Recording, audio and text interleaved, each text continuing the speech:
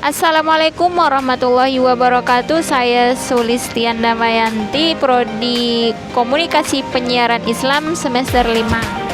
Kali ini saya ingin mereview sebuah film dokumenter yang berjudul Dirty Vote.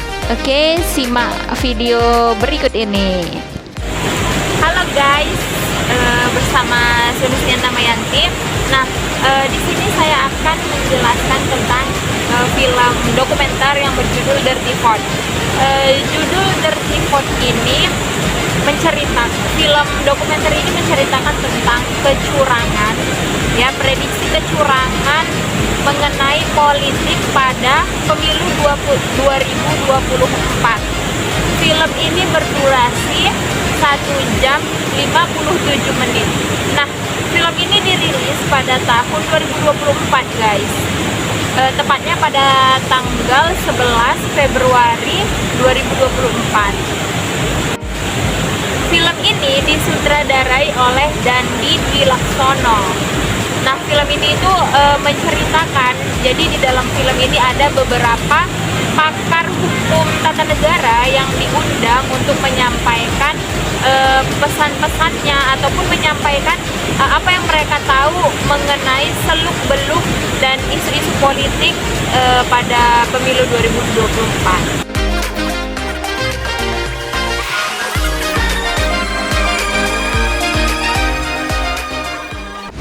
Nah, jadi tema utama dalam video dokumenter itu Oke guys, tema film dokumenter kali ini adalah tentang politik dan konflik. Yang ditampilkan itu adalah membuka secara transparan tentang data-data yang diperoleh mengenai paslon 02 dan paslon 03 di pemilu 2024 ini. Dan yang berkontribusi pada film ini tuh 3 pakar hukum tadi. Yang pertama bernama Zainal Arifin Mokhtar, kemudian ada Bivitri Susanti dan Ferry Amsari. Nah guys, ada fakta menarik yang saya temui di film dokumenter ini, yaitu lembaga dan organisasi yang terlibat sebagai kolaborator dalam film ini adalah, yang pertama itu ada Aliansi Jurnalis Independen, yang disingkat itu AJI. Kemudian ada Bangsa Mahardika, Ekspedisi Indonesia Baru, Ekuatorial, Fraksi Rakyat Indonesia, Greenpeace Indonesia, Indonesia Corruption Watch, Jatam, Jeda Untuk Iklim, KBR, LBH Pers, Lokataru, Perlidem, Salam Empat Jari, Satya Bumi, Temis Indonesia, Walhis, Yayasan Dewi Keadilan, Yayasan Kurawal, dan YLBHI.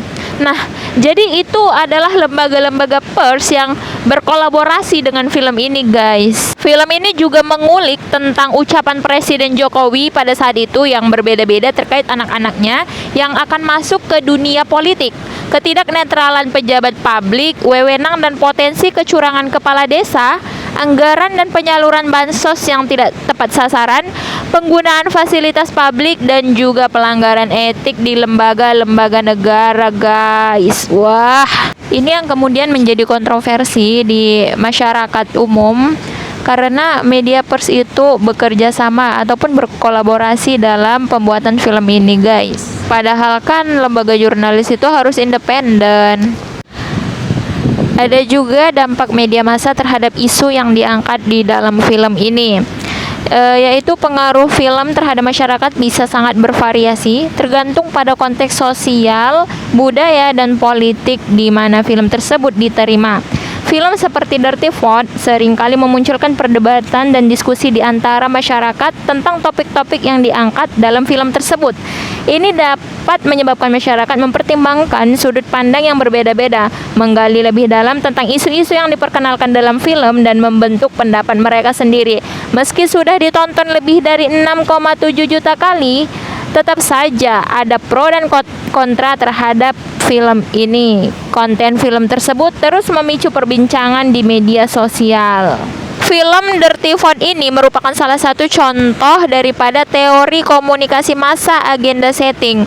Karena pengertian dari teori komunikasi massa agenda setting yaitu menciptakan kesadaran masyarakat dengan menekankan sebuah isu yang dianggap paling penting untuk dilihat, didengar, dibaca, dan dipercaya di media massa.